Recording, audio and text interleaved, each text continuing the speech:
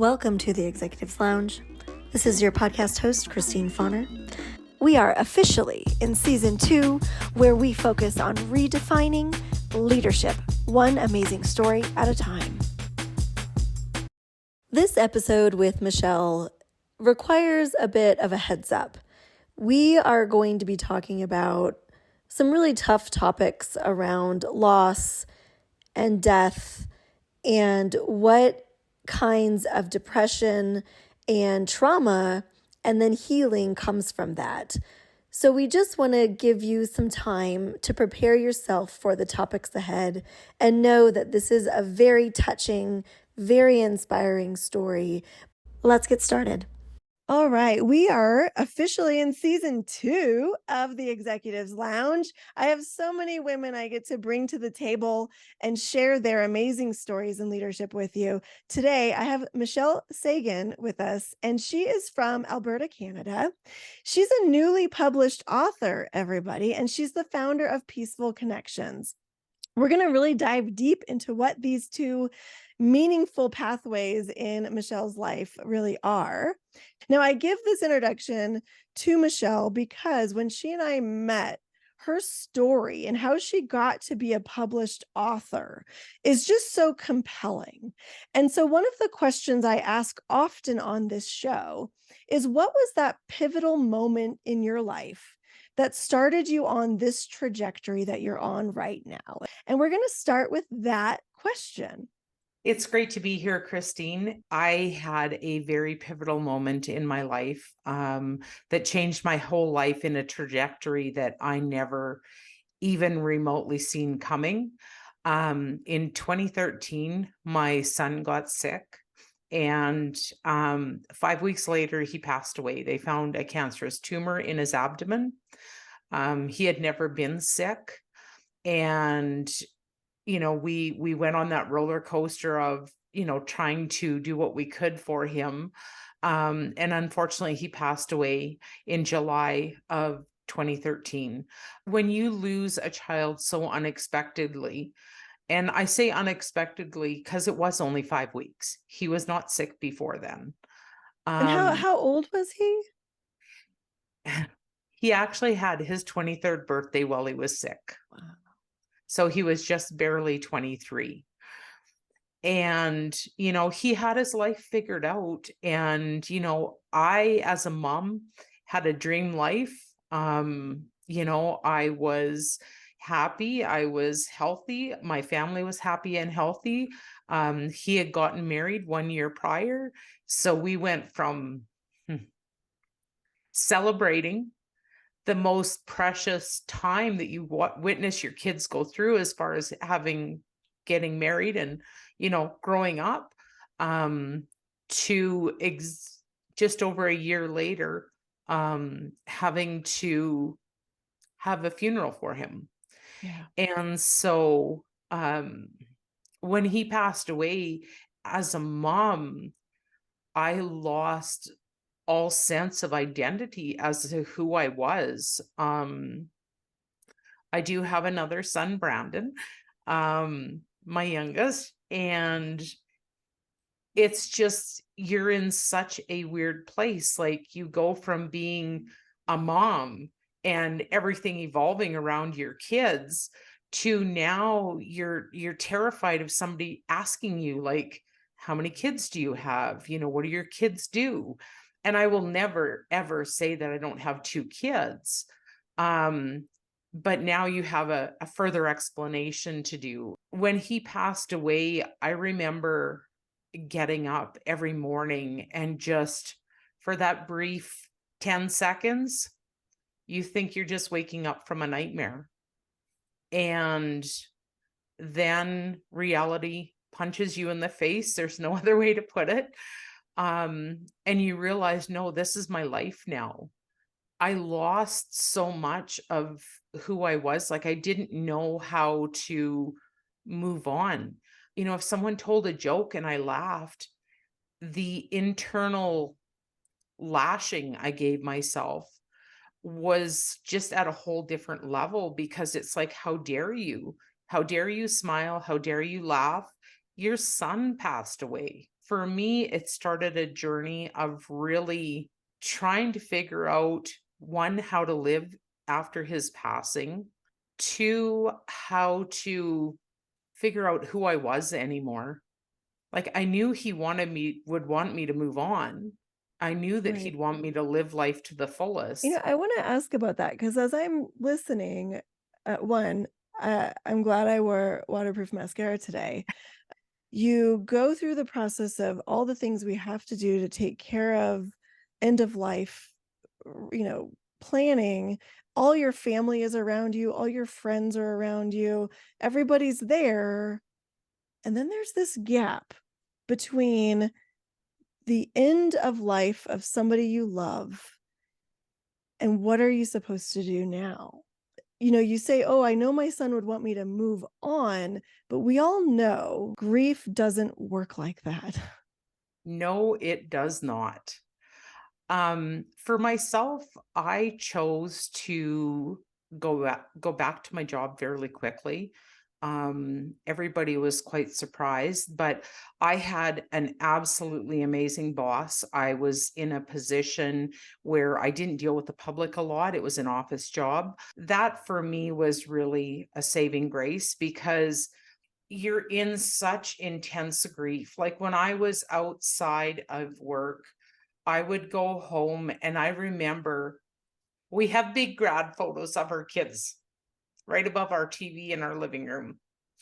And I would go home at night and I would just sit there and I would stare endlessly at his photo, just almost trying to will him back to life because I didn't know how to move on. I didn't know how to, and you hurt so bad.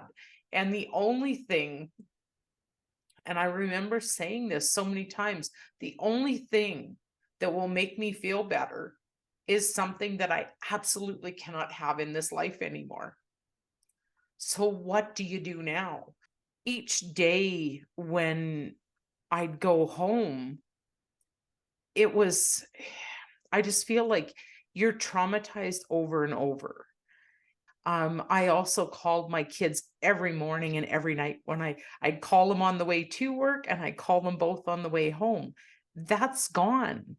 And Mhm. so you'd have those moments where I remember the first time that I dialed his number just without thinking and literally pull over to the side of the road, cry so hard you can barely breathe, get it together, and keep moving forward.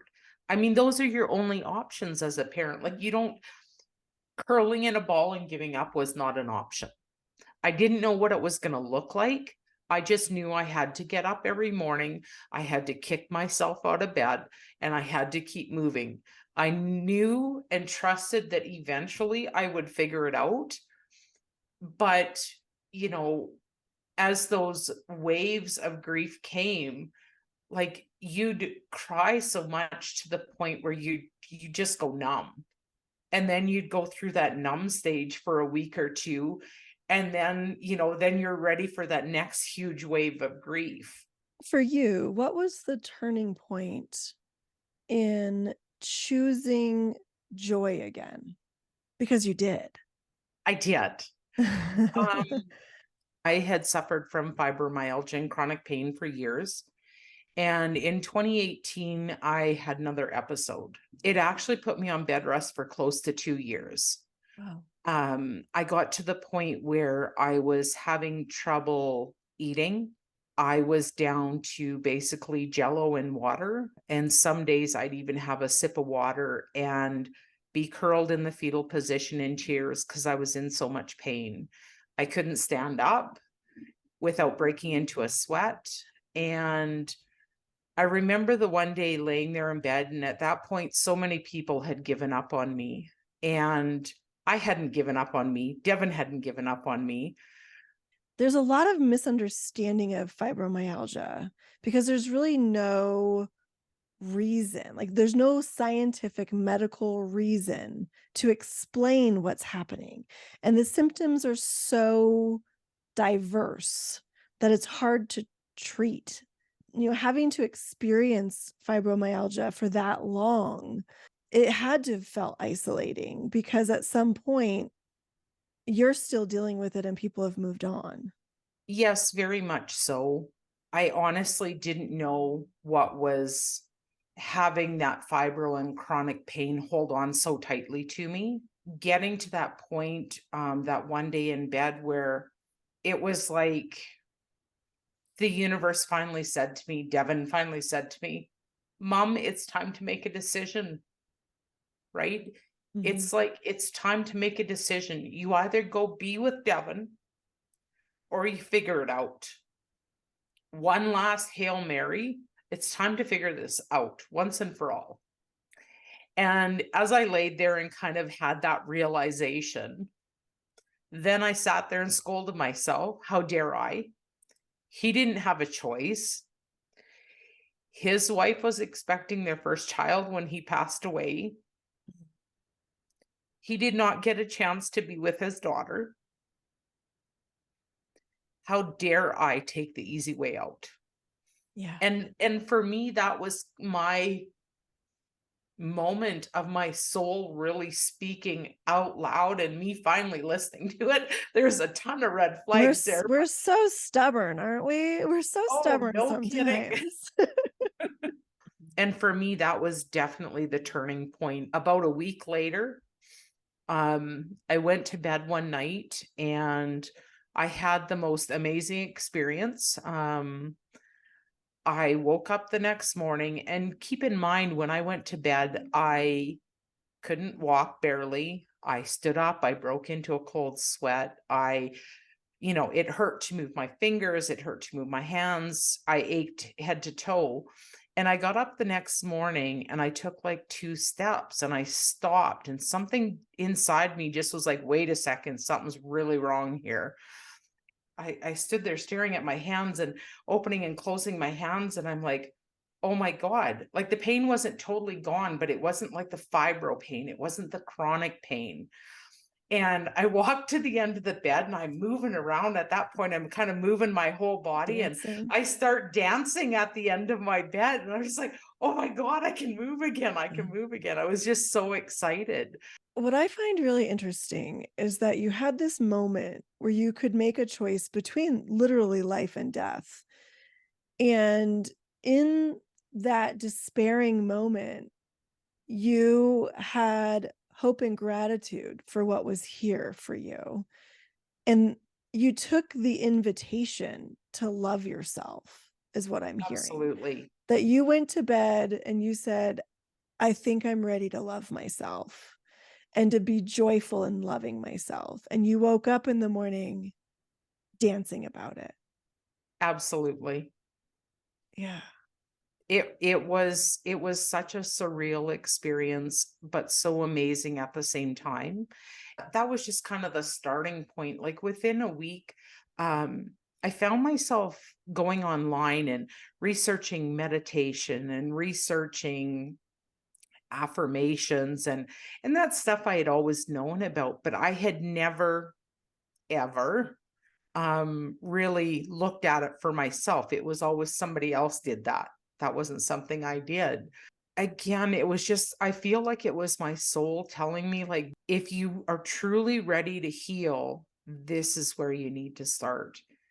And I listened. I started listening to myself. I started listening to my soul. I started listening to the positive things that were coming out of me versus being so grounded in that pain and grief and in life events. I mean, even though my son had passed away that many years prior, I mean, there were still life events. Our area is very oil driven. The oil patch had crashed.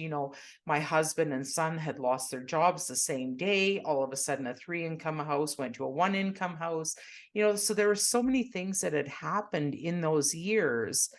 And I just, through all of it, I just kept pushing and pushing. And so when my body did shut down, it was really just telling me, like, okay, enough's enough. This happens a lot when we ignore self care in grief moments or stress moments. Our bodies are the first to tell us enough is enough. With all of the work that I've done, and I look back now and I go, wow, okay, warning sign, warning sign, warning sign, warning sign, ignored all of them, pretended they didn't exist. Nope, not Mhm. going to listen.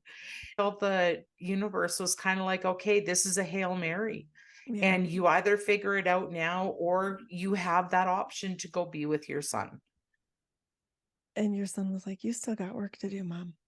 That's right. He was like, oh no, not yet. You moved into wanting to tell your story, and the process of telling your story, how did you decide it's time to tell the story of my son?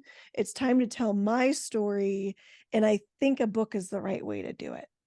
It was kind of a process for me. I knew probably within a year after Devon passing that I wanted to write a book. I was emotionally not in a place where that was even an option, and I knew that. In 2020, someone close to us had lost their son as well, and I had already started to write little bits and pieces. June 28th was Devon's birthday, and just before that, I had written about his last day. And at that point, I had the name of my book figured out. I knew I wanted to call my book Larger Than Life, and I knew how that name came about where he was concerned, but I didn't know how to tie everything together. And then after writing about his last day, I literally closed my computer, closed my files, and I did not open it again until the end of 2022. So it sat for a year and a half where I didn't even look at it. But in that time, I was doing a lot of work, not just healing the trauma from losing him, but also, I had stuff happen to me as a child. I had a lot of trauma that I had experienced in life. Each year, I'd go a little bit deeper, a little bit deeper. And in that process, I was also realizing that if I was processing those emotions and not just burying them inside, as I started opening those doors within and really handling the um the emotions that were stored inside, over time, I don't know when exactly it happened, but I also came to realize that as long as I continue to feel what I need to feel the emotions, no matter how good or how bad they are, and let them pass through versus pushing them down, I don't honestly believe that I will have another fibro episode. Like I honestly believe that I have healed myself and that I will not have another one because for me, I feel the fibro was a huge part of the trauma I had experienced from a very, very young age and just pushing stuff down. 2023 is 10 years since Devin has passed. And I'm like, my book is ready. My book is ready. And so I sat down and I went through what I had written in those previous months. And I was at about 22,000 words. And I finished my manuscript, had everything put together by the end of February, which was over a month earlier than what I thought I was going to be. And my manuscript was 97,000 words. My story was written inside of me and they just flowed so easily and effortlessly out of me. It was everything I dreamed of and more. I was very raw, I was very open, but at the same time, I was also able to show where I started to make those little changes and I just kept building on those. And initially, even after my spiritual awakening, in my mind, the only reason I was doing it was for Devin. And Mhm. over time, that voice changed, and it's like, I'll always do everything for Devin, but at the same time, I was now starting to do it for me as well. I deserve to love myself, probably for the first time in my life. And I remember the first day when I was like, I love myself. Like, I am freaking amazing.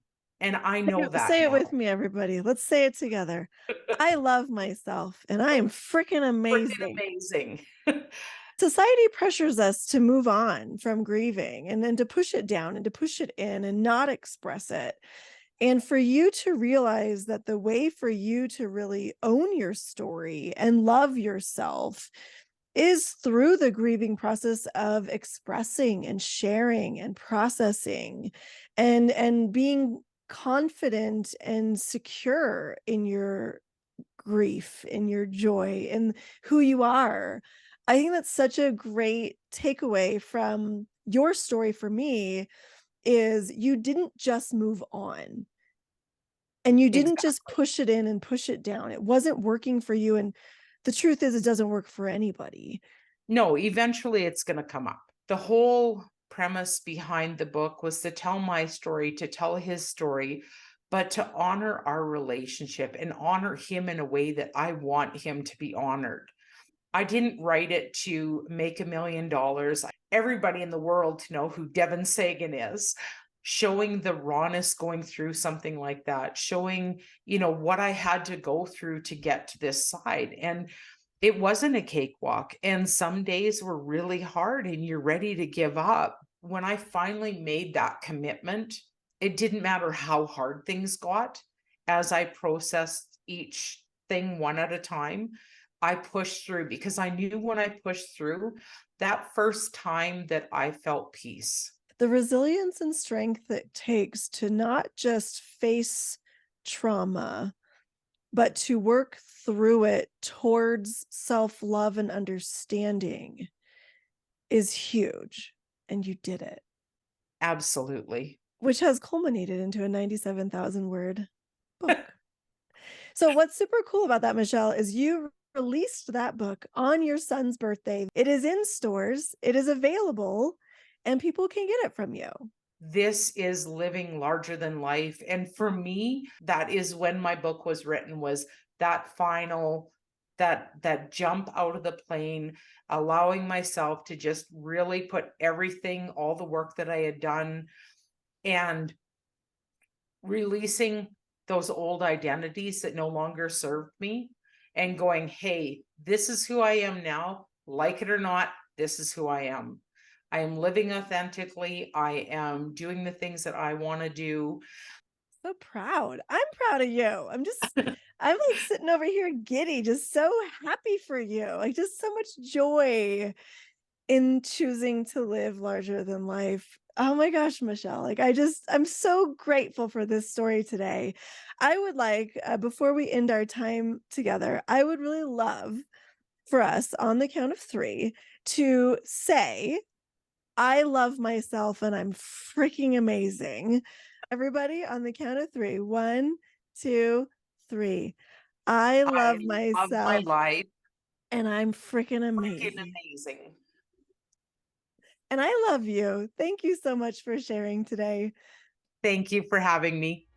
Thanks for joining us today in the Executives Lounge, where we bust open the doors, slam through the ceilings, and make sure that we have a spot at the table and that we are the lounge.